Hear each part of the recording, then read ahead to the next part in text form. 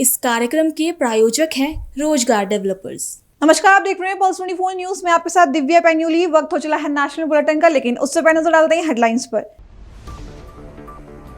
बीकानेर में 2 दिवसीय HP conclave 2025 सफलतापूर्वक हुआ संपन्न। कैंसर उपचार में नवाचारों पर हुई महत्वपूर्ण चर्चा। देश भर के वरिष्ठ चिकित्सकों ने साझा किए अनुभव। इंदौर क्राइम ब्रांच का अभिनेता एजाज खान के खिलाफ सोशल मीडिया पर फेक खबर और आपत्तिजनक सामग्री साझा करने के आरोप। एफआईआर दर्ज कर मोबाइल किया जब्त। एकनाथ शिंदे बाला साहेब ठाकरे की पुण्यतिथि पर आएंगे। ठाणे के परिवहन मंत्री सरनाईक कलादालन निर्माण के लिए मुख्यमंत्री रहते 180 करोड़ रुपए की राशि करवाई थी उपलब्ध। बिहार विधानसभा चुनाव 2025 के नतीजों के बाद नई सरकार गठन की प्रक्रिया शुरू। आचार संहिता खत्म। भाजपा सांसद सिग्रीवाल ने कहा, जनता ने दिया भारी जनादेश, सरकार उम्मीदों पर खरा उतरेगी।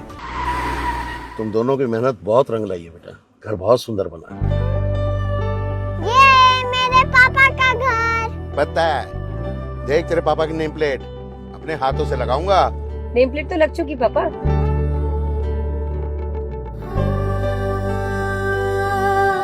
असल मेहनत तो आपने की पापा, मुझे इस काबिल बनाने के लिए। वो जिंदगी भर किराए के मकान में रहे, लेकिन आज ये घर मेरा नहीं, ये है मेरे पापा का घर।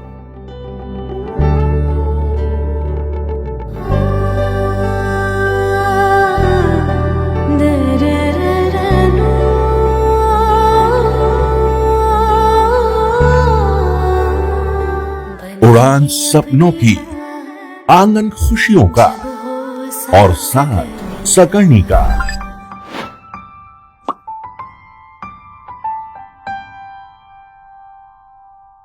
साठ वर्षों से आपके साथ मनोरंजन और संस्कार का संगम, जाह्नवी मैगजीन। अब खबरें विस्तार से। बीकानेर में आयोजित 2 दिवसीय एचपी कॉन्क्लेव 2025 सफलता के साथ संपन्न हुआ। आयोजन सचिव डॉक्टर पंकज टांटिया ने बताया कि यह कॉन्क्लेव चिकित्सा जगत के लिए अत्यंत उपयोगी साबित होगा। उन्होंने कहा कि खासकर कैंसर जैसी गंभीर बीमारी के उपचार में नए शोध और नवाचार सामने आए हैं, जिनमें मरीजों को सीधा लाभ मिलेगा। बीकानेर के अलावा देश भर से आए वरिष्ठ चिकित्सकों ने अपने अनुभव और शोध कार्य साझा किए। इससे स्थानीय चिकित्सा समुदाय को नई तकनीकों, नए उपचार तरीकों और बेहतर क्लिनिकल अप्रोच के बारे में गहन जानकारी मिली। Associate professor doctor Ritika Agarwal ने भी कार्यक्रम की महत्ता पर जोर देते हुए कहा कि ऐसे आयोजन डॉक्टरों को एक साझा मंच देते हैं, जहां चिकित्सा ज्ञान और विशेषज्ञता का आदान प्रदान होता है। Haematology and bone marrow conclave 3rd chapter PBM hospital में आयोजित हो रहा है। क्या कहना चाहेंगे रितिका मैम, बताइए। ये हम इसलिए आयोजित करते हैं क्योंकि हेमेटोलॉजी ऐसे पढ़ने के लिए कम मिलती है। इसी तरह से इन मौकों को लेके हम अपनी और नॉलेज को गेन करते हैं और पढ़ लेते हैं। इतने सारे ये लोग फैकल्टी आती है बाहर से, वो हमें नई नई चीज़ों के बारे में बताती है, जो हम अपने रूटीन के ट्रीटमेंट में और इन्वेस्टिगेशंस में और ऐड कर लेते हैं। क्या कुछ नया निकला इस 2 दिनों के मंथन में? काफ़ी चीज़ें नई नई पता चली, और जिनके जो डाउट्स थे, क्वेश्चंस थे, वो भी उन लोगों ने पूछे। जैसे आज हमने रखा था आईएचसी के ऊपर। आईएचसी एक न्यूअर है हमारे लिए, क्योंकि अभी तक बीकानेर में आईएचसी हम कर नहीं रहे हैं। हम खाली मॉर्फोलॉजी के बेसिस पे बोन मैरो, एस्पिरेशन, बायोप्सी और इन सबको रिपोर्ट कर रहे थे। तो अब हमारी आईएचसी शुरू होने वाली है, तो हमें लगा कि अच्छा मौका है कि हम मैम को बुलाएं और उनसे कुछ ज्ञान लें इसके बारे में। तो मैम कम से कम 135 के अराउंड स्लाइड्स लेके आई थी, और उन्होंने हमें स्लाइड्स दिखाई और उसके बारे में डिस्कशन किया हमसे, और हमें को और नॉलेज दी है। पिछले तीसरा सत्र ये था, इससे पहले भी 2 सत्र हुए। क्या कुछ नया इस सत्र में आपको देखने को मिला? इसमें एक तो जैसे मेरी भी टॉक थी इसके ऊपर कि जो नए एनालाइजर सीबीसी मशीन्स जो हैं, वो पहले से और नई होती जा रही हैं, जो और एक्यूरेट रिजल्ट्स देती जा रही है। जैसे अभी डेंगू का सीजन था, प्लेटलेट कम आती है, तो क्या करते हैं हम पैथोलॉजिस्ट को बोलते हैं कि माइक्रोस्कोप में देख के बताओ कि इतनी ही प्लेटलेट है कि कम है। तो कई बार होता है मशीन कम देती है पर उसके ब्लड में प्लेटलेट होता है, और हम डर जाते हैं सीबीसी की रिपोर्ट देखकर। तो अब जो नए नए सीबीसी की मशीनें आ रही हैं और ये सब आ रही हैं, वो एकदम सही रिपोर्ट दे सकती हैं। तो जब हम इनके बारे में जानेंगे तभी हम इन चीज़ों को मंगाएंगे और इनको यूज़ करना शुरू करेंगे। तो तकनीकी का विस्तार होता जाता है। हाँ जी। सीबीसी के कौन से पैरामीटर हैं जिनसे इनिशियली पता लगाया जा सकता है कि कुछ थ्रेट है इस तरह का कैंसर? कैंसर का थ्रेट हम क्योंकि हिमेटोलॉजी की बात कर रहे हैं तो सीबीसी से हम ल्यूकीमिया, अगर जैसे प्लेटलेट कम हो रहे हैं, अनीमिया के साथ साथ प्लेटलेट भी कम हो रहा है हीमोग्लोबिन के साथ, या डब्ल्यूबीसी बढ़ रहे हैं या फिर बहुत कम हो रहे हैं, ऐसी कोई चीज है, पेशेंट को बार बार बुखार आ रहा है या बीमार हो रहा है, कमजोर हो रहा है, तो हमें अपनी जांच करानी चाहिए। हो सकता है 90% नॉर्मल चीज की वजह से निकले, पर वो जो 10% कुछ और निकल सकता है, हमें उसको इग्नोर नहीं करना चाहिए, क्योंकि हम जितनी जल्दी चीजों को पकड़ेंगे हमारा इलाज उतना अच्छा ही होगा। शशि मैम से जानना चाहेंगे कैसा अनुभव रहा, क्या प्रशिक्षण आपने यहाँ पे लोगों को दिया, क्या कुछ अनुभव साझा कीजिए। यहाँ आने का मेरा अनुभव बहुत ही शानदार रहा। 2 दिन की ये कॉन्फ्रेंस, इसने हर सब्जेक्ट को कवर किया, हर सब्जेक्ट हिमाट के एस्पेक्ट से। पहला चीज होता है किसी भी केस के लिए क्लिनिकल हिस्ट्री क्या है उसकी, तो पूरे यहाँ पे बहुत सारे, यहाँ एक क्लिनिकल पैथोलॉजिकल मीट थी, ये नहीं तक सिर्फ पैथोलॉजी बात हो रही है, ना ये था कि यहाँ क्लिनिकल बात हो रही है, यहाँ दोनों की बात हो रही है और दोनों को मिला के फिर एक बेहतर इलाज की तैयारी हो रही है। तो सारे क्लिनिकल लेक्चर्स बहुत अच्छे थे। उसके बाद उनका पैथोलॉजिकल कोरिलेशन क्या था, वो था एक क्लिनिशियन को पैथोलॉजी से क्या एक्सपेक्टेशन है, एक पैथोलॉजिस्ट को क्लिनिशियन से क्या चाहिए, क्योंकि जब ये आपस में बात करेंगे तभी एक पेशेंट को सही रिपोर्ट दे पाएंगे। क्योंकि हमें भी पता होना चाहिए कि हमसे क्या पूछा जा रहा है। हम सोचते हैं हमने ये रिपोर्ट दे दी, कब खत्म हो गया, लेकिन उसके बीच का संवाद भी बहुत जरूरी होता है। तो ये इस कॉन्फ्रेंस में इन दोनों को मिला के आगे बढ़ने की नीति और क्या क्या नई नई टेक्नोलॉजी आई है, उनका क्या यूज है, आज के जमाने में एआई का क्या यूज है, उसके बारे में, स्टेम सेल ट्रांसप्लांट क्या होता है, कैसे कैंसर में इसको यूज किया जाता है, और बाकी सारे जो अपने कैंसर होते हैं ब्लड के रिलेटेड, उनके सारे में पूरे बात हुई है। आपने देश विदेश प्रदेश में काफी कैंसर सेंटर में अवलोकन किया होगा, बीकानेर का भी किया होगा, क्या अंतर लगा बीकानेर की चिकित्सा प्रणाली में और बाकी? ये जब मैं परसों रात को आई तो मैं बाहर से देख रही थी, तो मुझे नहीं बताते मेडिकल कॉलेज कौन सा है, तो मैंने उसको पूछा ये कौन सा कॉलेज है, तो एक बहुत बड़ा एक कॉलेज है जिसमें बहुत जगह है, बहुत पेशेंट लोड है और बहुत विस्तार का संभावना है। इसके साथ अगर हम नई नई टेक्नोलॉजी और ऐड करेंगे तो ये ऊंचाइयां छू जाएगा, क्योंकि आपके पास पेशेंट लोड बहुत है, सरकारी सुविधा है, एक इंस्टीट्यूट है, इंस्टीट्यूट में आप कुछ भी कर सकते हैं, क्योंकि आपके पास बहुत सारी मैन पावर है और सरकार का साथ होता है जो आपको सुविधाएं प्रोवाइड करता है। जैसे कि अभी डॉक्टर रितिका ने बताया कि हम आईएससी स्टार्ट करने वाले हैं, तो आज की वर्कशॉप में बहुत सारे डॉक्टर्स थे जिन्होंने सोचा और जानने की कोशिश करी कि हमें क्या करना चाहिए, यानी कि चीज़ों को लेने से पहले ही वो लोग उसका ज्ञान प्राप्त करना चाहते हैं ताकि उस फंड के साथ वो जस्टिस कर सके। तो ये बहुत अच्छी चीज़ थी। इस कॉन्फ्रेंस का निष्कर्ष अगर पूछना चाहे तो क्या कैसे बताएंगे? इस कॉन्फ्रेंस का निष्कर्ष ये है कि हर किसी को आगे बढ़ना होता है। तो जैसे कि हम जयपुर में रहते हैं तो हम बॉम्बे से बाहर से लोगों को बुलाते हैं, वो हमें कुछ ज्ञान दे जाते हैं, हम वहाँ रहते हैं तो हम यहाँ आते हैं, तो knowledge spreading is the best चीज। हम जो सीख रहे हैं अपनी आने वाली जनरेशन को सिखाएं, अपने साथियों को सिखाएं, ताकि पेशेंट केयर एक मेट्रो सिटी में ना रह के पूरे हिंदुस्तान में जाए, ताकि गाँव में, विदेशों में, जहाँ पे भी जो इंसान है उसको उसी जगह ट्रीटमेंट मिले, उसको भागना ना पड़े। तो अगर आपके यहाँ भी जैसे डॉक्टर रितिका ने बताया कि आईएससी शुरू होने वाली है, तो जब पेशेंट यहीं आएगा, ये लोग जब करेंगे पूरे प्रशिक्षण के साथ, तो उसका एक ही दिन में इलाज होगा। ठीक है।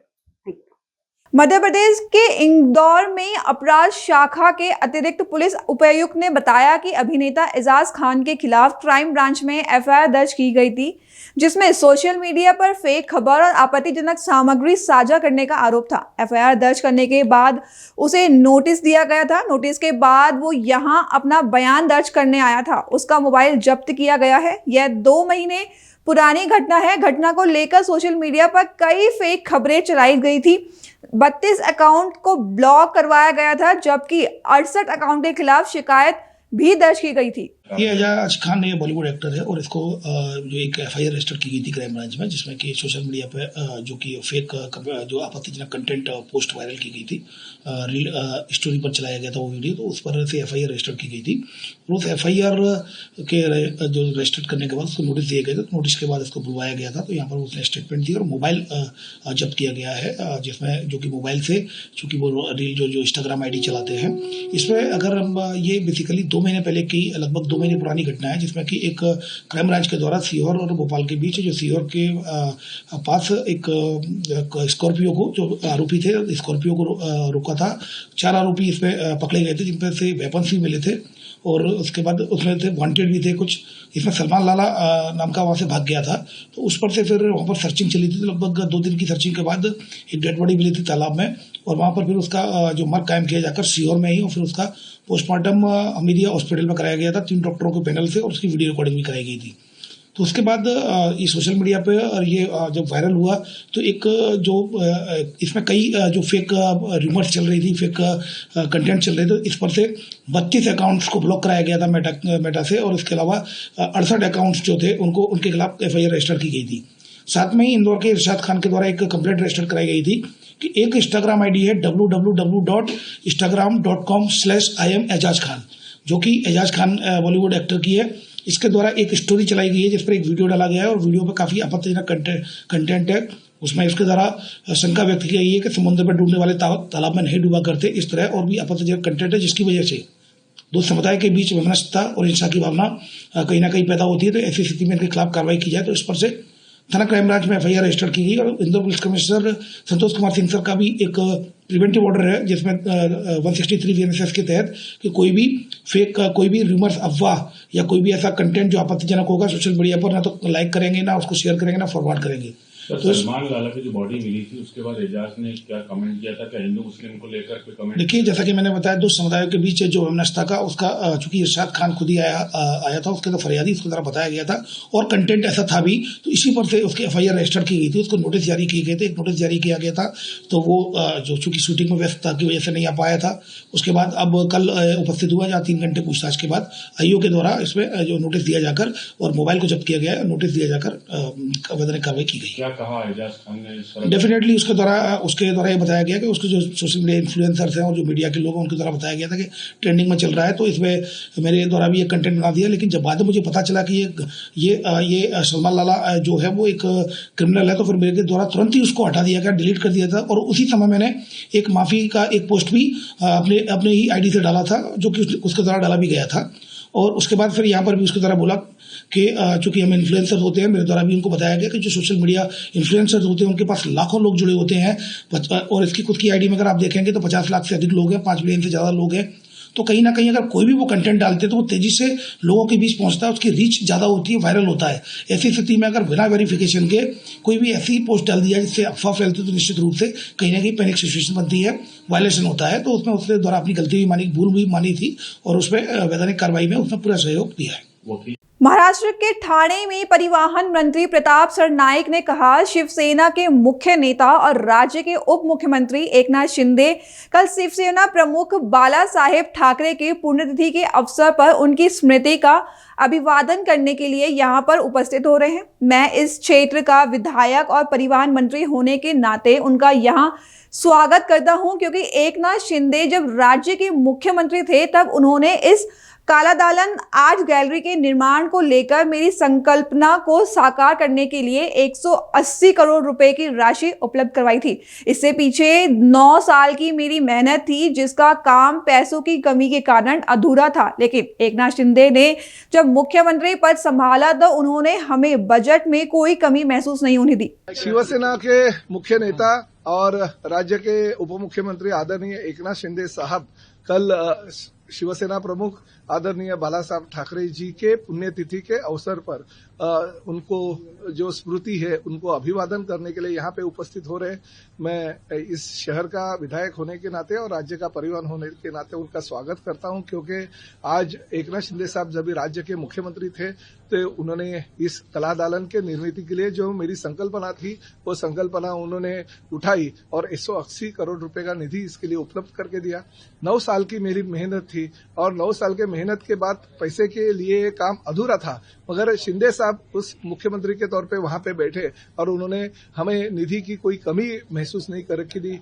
आज वो काम पूरा होने जा रहा है और कल उनके स्मृति को अभिवादन करने के लिए एकनाथ शिंदे साहब भी यहाँ पे आ रहे हैं। मगर एक बात जरूर है कि आदरणीय बाला साहब ठाकरे जी कल शिवसैनिकों से संवाद करने वाले हैं, उनसे बातें करने वाले हैं, उनके सुख दुख में शामिल होने वाले हैं, उनकी भावना, उनके विचार लोगों तक पहुंचाने वाले हैं। और इस वक्त के लिए अगर उस दौरान शिंदे साहब यहाँ पे आते और उनके विचार अगर सुनते तो मेरे लिए बहुत ही गौरव की बात है। मैं अपने आप को खुशनसीब समझता हूँ कि मेरे विधानसभा के कार्यकाल में यह कला दालन पूरा हो गया। ये महाराष्ट्र का नहीं बल्कि देश का सबसे बड़ा कला दालन है और सभी चीजें जो यहाँ है बच्चों के लिए है, बुजुर्गों के लिए, यूपीएससी एमपीएससी के विद्यार्थियों के लिए है, हमारे जो भविष्य में बड़े बड़े अहदे पे काम करने वाले अधिकारी के तौर पे काम करने की आकांक्षा रखने वाले जो स्टूडेंट्स हैं उनके लिए है। तो सभी को लेके यहाँ पे हमने दालन अलग अलग निर्माण किया है। बाला साहब ठाकरे जी के विचार शुरुआत में जो शिवसेना की स्थापना हो गई, इन्हें 1960 से लेकर अभी तक का जो इतिहास है वो इतिहास यहाँ पे रखा गया। बाला साहब ठाकरे जी के मातोश्री की यहाँ पे रूम दिखाई गई है, उनकी कुर्सी यहाँ पे दिखाई गई है। शिवसेना प्रमुख जहाँ जहाँ पे काम करते थे उसके ऑफिस का, कार्यालय का निर्माण यहाँ पे किया है। हमारे जो दादर की गलियां थी, दादर की चाली थी, जिसमें मैं बचपन मेरा गया, स्कूल मेरा भवानी शंकर रोड दादर में गया। उसी दौरान शिवसेना की शाखा थी जो 65 क्रमांक की शाखा थी, मनोहर जोशी उसके शाखा प्रमुख के तौर पे काम करते थे। मेरे पिताजी आदरणीय आचार्य अत्रे जी के प्रिंटिंग प्रेस पे जो मराठा न्यूज़पेपर था उसमें प्रूफ रीडर थे, बाद में वो पत्रकार बन गए और मगर साथ में उसी दौरान कार्टूनिस्ट के तौर पे बाला साहब ठाकरे जी भी वहां पे काम करते थे। तो ये पुरानी यादें हैं, ये पुरानी यादें हम इस कला दालन के माध्यम से लोगों तक लेके जाने के लिए और खासकर हमारे शिवसैनिक तो समझाने के लिए, उनके विचार देने के लिए हमने ये कला दालन का निर्माण किया। निश्चित रूप से यहाँ से आने के बाद, यहाँ पे आने के बाद लोग कुछ न कुछ लेके जरूर जाएंगे। क्या उद्धव ठाकरे के परिवार को आप बुलाएंगे? निश्चित रूप से सभी को आना चाहिए। मुझे तो लगता है ये उनका ही है, ये कला दालन उनका ही है। ठाकरे नाम उसके है और ये हमारे जो कला दालन की शुरुआत हमने की बाल ठाकरे से बाला साहब ठाकरे, एक कार्यकर्ता से लेके बाला साहब ठाकरे कैसे बने उसके निर्माण के लिए और निर्माण होने के बाद उसे देखने के लिए निश्चित रूप से सभी ठाकरे परिवार ने आना चाहिए। ये मेरा कहना है, मेरा आमंत्रण उनके आपके माध्यम से निश्चित रूप से मैं देना चाहता हूँ। बिहार विधानसभा चुनाव 2025 के नतीजे घोषित होने के बाद अब नई सरकार के गठन को लेकर तैयारियों शुरू हो गई है। राज्य में लागू आदर्श आचार संहिता खत्म हो गई है। भाजपा सांसद जनार्दन सिंह सिंगरीवाल ने कहा, जिस तरीके से जनता ने हमें भारी जनादेश दिया है उसी तरह से सरकार भी काम करने के लिए तत्पर है। हम जनता की उम्मीदों पर खरा उतरेंगे। सरकार गठन की प्रक्रिया शुरू हो गई है। अच्छे दिन पर सरकार अपना वोट ले लेगी, नई सरकार अपना वोट लेगी। लेकिन मैं एक बात यही बताना चाहता हूँ, जिस तरीका से एनडीए के पक्ष में तूफान यहाँ के मतदाताओं ने किया है, उसी तरीका से सरकार भी अपना मन बना करके काम करने के लिए तत्पर और तैयार है। प्रधानमंत्री जी ने कहा है कि इस तरीका से बिहार के मतदाताओं को बधाई। मैं भी प्रधानमंत्री जी के उस बात को अपने स्तर से भी यहाँ के एक एक मतदाता, जो देवतुल मतदाता हैं, जिन्होंने अपने विकास को परखा है, विकास और विश्वास दो पर लोगों ने जो वोट किया है प्रधानमंत्री जी का और हमारे माननीय मुख्यमंत्री नीतीश कुमार जी पर, वो आगे भी बरकरार रहेगा। इसके लिए सरकार भी, नई सरकार भी हमारी उतनी तत्परता से, मजबूती से। प्रधानमंत्री सम्मिलित होंगे लोगों के बीच में इतनी बड़ी? निश्चित रूप से प्रधानमंत्री रहेंगे और मेरा जो अभी मानना है, मेरा जो अनुमान है, वो मैं फाइनल नहीं कहूँगा कि पूरे देश के एनडीए के हमारे जितने मुख्यमंत्री भी हैं वो सभी इसमें शिरकत करेंगे। एक बड़ा मैसेज है राज्य के लिए, देश के लिए भी है। इतना हाई तोपाई मचाने वाले विपक्ष में लोग या पूरे यहाँ अपने मोटरसाइकिल का सैर जो कर रहे थे लोग एसआईआर का लेकर के, एसआईआर को भी लोगों ने रिजेक्ट किया है। और ऑपरेशन सिंदूर के बाद देश में प्रथम राज्य बिहार है जहाँ चुनाव हुआ है। ऑपरेशन सिंदूर को भी लोगों ने अपना दस्तखत लगाया है, मोहर लगाया है कि प्रधानमंत्री जी ने ऑपरेशन सिंदूर कर करके हमारे भारतीय सेना के जवानों ने जिस तरीका से मजबूती से दुश्मनों का छक्का छुड़ाया, उसके छाती पर मूंग धरने का काम किया, उसको भी बिहार के मतदाताओं ने प्रामाणिकता के साथ उसको प्रमाणित करने का काम किया है। और प्रधानमंत्री जी के उस हौसले को और अफजाई करने के और मजबूती प्रदान करने के लिए बिहार के मतदाता इस बार मैंने सरकार के पक्ष में जो वोट किया है वो शुभ दिन और शुभ तारीख क्या रहेगी सर, जो बिहार में मुख्यमंत्री? लगता है कि इसे कोई क्षमा चाहिए, तो प्रक्रिया शुरू हो गई है, उसकी प्रक्रिया है, वैधानिक प्रक्रिया है जो शुरू हो गई है और वैधानिक प्रक्रिया पूरा हो जाएगी तो उस दिन नया रूप में फिर से हमारे मुख्यमंत्री जी वोट लेंगे, कैबिनेट हो जाएगा। फिर बिहार के काम जो गतिवान है और गति के साथ होना शुरू हो जाए। एक बड़ी घटना सर लालू परिवार में हो गई। बेटी वो किडनी देकर कह रही है कि पिता को मैंने देकर गलती कर दिया, मेरी किडनी को गंदा कहा गया, मुझसे चप्पल उठाया गया। केस को लेकर उन्होंने कहा, संजय को लेकर। मुझे लगता है विनाश काले विपरीत बुद्धि या अपने यहाँ के लोकोक्ति भी है, कहा भी सब जब ऐसे भी जब गलत जब तरीके से माने इकट्ठे किए गए जब धन का जो प्रयोग होने लगता है ना, तो उसका फलाफल भी यही होगा। जैसा आप धन खाएंगे वैसा ही आपका विचार, बुद्धि और मन बनेगा।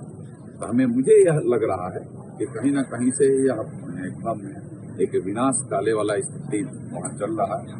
लोग अपने आप में हम हौवा बना करके जिस तरीका से बिहार में किया था, तो परिवार में भी वही हमें एक हौवा बना करके परिवार के लोगों को भी उसमें शिरकत न कर करके परिवार के लोगों के साथ विवाह करने काम हो रहा है।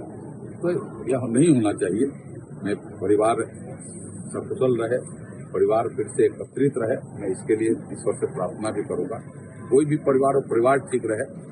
सत्ता तो नहीं आना है, आए न आना है, लेकिन परिवार ठीक ठाक रहे, सब लोग मिलत से रहे, यह ईश्वर से मैं प्रार्थना करता हूँ। बिहार विधानसभा चुनाव 2025 के नतीजे से एनडीए खेमे में खुशी और महागठबंधन में निराशा के बीच वीआईपी प्रमुख मुकेश सैनी ने कहा कि चुनाव में तो हार जीत होती रहती है, महागठबंधन को सफलता नहीं मिली और एनडीए को सफलता मिली है, हम उनको बधाई देते हैं, लेकिन उनको जनादेश नहीं मिला है। पैसे के दम पर उनको जनादेश मिला है। देश का लोकतंत्र खतरे में है। चुनाव के समय में अगर किसी को पैसे दिए जाए तो यह एक बड़ा सवाल है।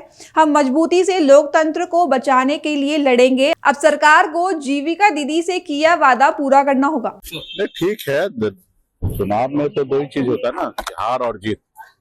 तो निश्चित तौर पे महागठबंधन को जो सफलता मिलना चाहिए नहीं मिला और एनडीए को सफलता मिला है, तो एनडीए को बधाई दे रहे हैं, उनके टॉप लीडरशिप को बधाई दे रहे हैं, लेकिन जनादेश उनको नहीं मिला है। वो पैसे के दम पर उनका जनादेश मिला है, जो सरासर देश के लोकतंत्र कहीं ना कहीं खतरे में है। चुनाव के बीच चुनाव में अगर किसी को पैसा दिया जाए तो ये अपने आप में बड़ा सवाल है। देश में रील में चल रहा है कि अगर 10,000 में क्या मिलता है तो 10,000 में बिहार सरकार मिलता है। तो ये अपने आप में आश्चर्य वाली बात है कि देश में इस तरीके से चल रहा है। और पहले रात के अंधेरे में कुछ लोग जो पैसे वाले होते थे, दबंग होते थे, गरीब को पैसा देकर वोट खरीद लेते थे और सरकार बना लेते थे या विधायक मंत्री बन जाते थे। वो काम अनलीगल होता था और वही अनलीगल काम को लीगल तरीके से आज के समय में सरकार जो है पावर में, वो ऐसे काम कर रहे हैं कि जनता का ही पैसा, राज का ही पैसा, वो पैसा माता बहन के खाते में 10,000 रुपया दिया जा रहा ताकि हमको वोट मिले। और माता बहन ने उनको मदद किया, जिताया। युवा देश के राज्य के जितने भी युवा है वो महागठबंधन के साथ था, इसलिए हमारे पास 38-39% वोट है। वोट तो पिछले 2020 में जितना हमको प्राप्त हुआ महागठबंधन का, उससे अधिक वोट हम इस बार भी प्राप्त हुआ है।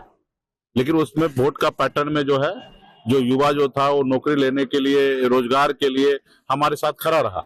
लेकिन हमारी माता बहन का एक बड़ा संख्या महिला का जो वोट है वो एनडीए को गया है। ये जो हम लोगों का फर्स्ट दृष्टिकोण से दिखा है। ऐसे चुनाव में तो कई तरह का फैक्टर होता है, हार के लिए कई फैक्टर होता है, जीत के लिए। तो इस पे विशेष हम लोग चर्चा करेंगे और हम लोग मजबूती से लोकतंत्र को बचाने के लिए, मजबूती से 2029 के लिए अभी हम लोग तैयारी करेंगे और राज्य में बदलाव आएगा। और जो सरकार ने जीविका दीदी से वादा किया कि 2 लाख रुपया हम देंगे, ये पहला किस्त है, 10,000 रुपया दिए हैं, 1,90,000 और देंगे। वो सरकार से मैं आग्रह करता हूँ जल्दी से जल्द दे, नहीं तो इसके लिए हम लोग जीविका दीदी के साथ खड़ा होंगे। उनका अगर आपने वोट लिया 2 लाख रुपया बोलकर, तो उनका पैसा आप उनको दीजिए, नहीं तो उनके लिए हम लोग राज्य में आंदोलन आने वाले समय में संजय यादव और कृष्णा रूप पर ये कह दिया कि उनके वजह से हार हुई है। नहीं, देखिए ये तो अभी वो ना 3 में थे ना 13 में थे। वो उनको दुख है कि हम उस सिस्टम का हिस्सा नहीं थे, इसलिए उन्होंने किसी न किसी के ऊपर आरोप लगाए हैं, जबकि सच्चाई नहीं है। अगर आरोप लगाना तो खुद के भी गिरेबान में लोगों को झांकना चाहिए। गलती सबका है, हार सबका है, जीत होता तो सबका जीत होता। जनता का भी जीत होता, हार है तो सबका हार है। हार होने पर सर लालू परिवार में टूट हो गई है। रोहिणी आचार्य ने एक बड़ा आरोप लगा दिया कि चाणक्य जो संजय यादव है उनके कारण हार हुई और उनको चप्पल से पीटने के बाद। तो देखिए, ये पारिवारिक मामला है, पूरा इस पे हमको डिटेल में नहीं पता है। और अक्सर ये चीज होता है कि हार होता है तो किसी एक आदमी पे ठिकरा फोड़ा जाता है, तो मुझे लगता है ये सही नहीं है। हार का जवाबदेही सभी को लेना चाहिए, सभी गठबंधन के नेता को लेना चाहिए, सभी कार्यकर्ता को लेना चाहिए, और इस जो भी अगर गलती हुआ तो उसको सीख कर आगे बढ़ना चाहिए। मुजफ्फरपुर जिले की हॉट सीट मानी जाने वाली गायघाट विधानसभा से पहली बार विधायक बनी जेडीयू प्रत्याशी कोमल सिंह ने एक ऐतिहासिक जीत दर्ज की है। जीत के बाद उन्होंने विरोधियों पर करारा प्रहार करते हुए कहा कि मेरे परिवार पर सवाल उठाने वालों ने ही मुझे ताज दिलाया है। गायघाट विधानसभा सीट से विजयी जेडीयू उम्मीदवार कोमल सिंह ने कहा, यह पूरे बिहार के साथ साथ हमारी गायघाट विधानसभा की भी जीत है। हमने चुनाव के दौरान कहा था कि इस बार पूरे बिहार एकजुट होकर वोट करेगा। बिहार के लोगों ने बिहारियों के उत्थान और विकास के नाम पर एनडीए को वोट दिया है। ये पूरे बिहार की जीत है और पूरे बिहार के साथ साथ हमारे गायघाट विधानसभा की भी जीत है।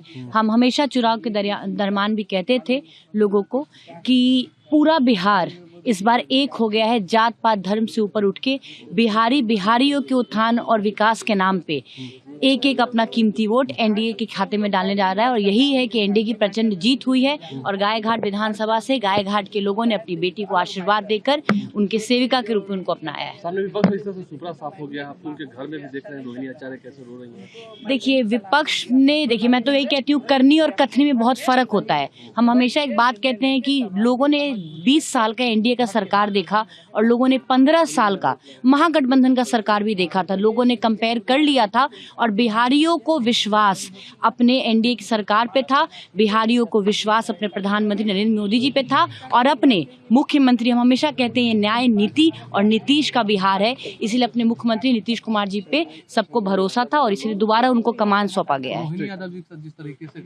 हम एक ही चीज कहेंगे कि हम भी एक बेटी हैं। जब हम गायघाट में चुनाव लड़ रहे थे तो विपक्षी के द्वारा, विरोधियों के द्वारा मुझ पे भी बहुत सारा बेटी होने की वजह से कमेंट किया जा रहा था, लेकिन उनको यही मैसेज देना चाहेंगे, बेटा हो या बेटी हो, बेटी को भी सम्मान मिलना चाहिए और जनता बेटा हो या बेटी हो दोनों को सम्मान करती है।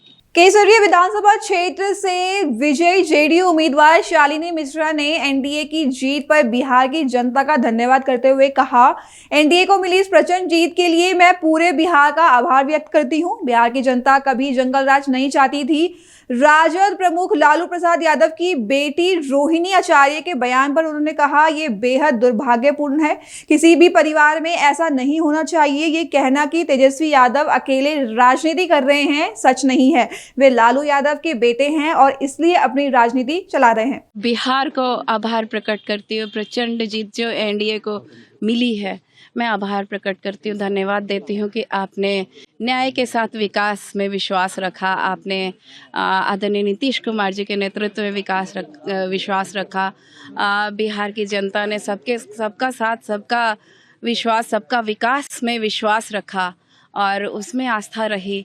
तो बिहार के लोग जंगल राज कभी भी नहीं चाहते हैं और उन्होंने ऐसा प्रचंड मैंडेट दिया है।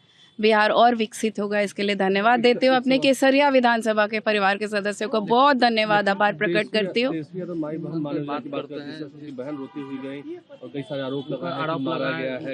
ये बहुत दुर्भाग्यपूर्ण है, मुझे बहुत अफसोस हुआ। ऐसा किसी भी परिवार में नहीं होना चाहिए और ये तो कभी उम्मीद भी नहीं थी कि आदरणीय लालू प्रसाद यादव जी के परिवार में ऐसा होगा। इससे दो चीज़ें दिखती हैं कि सबसे पहले तो इंसान को अपना परिवार संभालना चाहिए, फिर आगे की बात करनी चाहिए। दूसरा, अब तक जो चल रहा था कि आदरणीय तेजस्वी प्रसाद यादव जी अपने बल पे राजनीति कर रहे हैं, नहीं, मुझे तो सीधा लगता है कि वो लालू प्रसाद यादव जी के बेटे हैं, इसलिए अभी तक उनकी राजनीति चल रही थी। तो अब मैं यही सलाह दूंगी कि पहले अपने परिवार को संभालें, अपने परिवार को मान सम्मान दें, उसके बाद बिहार के मान सम्मान की बात करें। यही मेरा संदेश उनको होगा और मैं शुभकामना दूंगी कि आप लोग एकजुट रहें। किसी परिवार को तोड़ना हमारे संस्कार में नहीं है, हमारे मुख्यमंत्री जी और प्रधानमंत्री जी के संस्कार में नहीं है। अभी के लिए बस इतना ही। देश और विदेश की खबरों से जुड़े रहने के लिए देखते रहें पल्स 24 न्यूज। तब तक के लिए नमस्कार। तुम दोनों की मेहनत बहुत रंग लाई है बेटा, घर बहुत सुंदर बना है।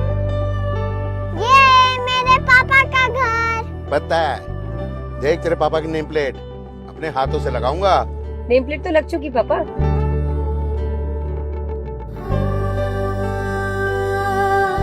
असल मेहनत तो आपने किया पापा मुझे इस काबिल बनाने के लिए। वो जिंदगी भर किराए के मकान में रहे, लेकिन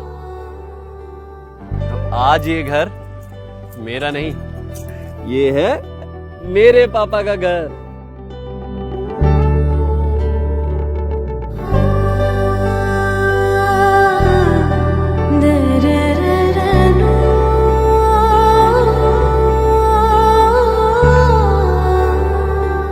उड़ान सपनों की, आंगन खुशियों का और साथ सकर्णी का।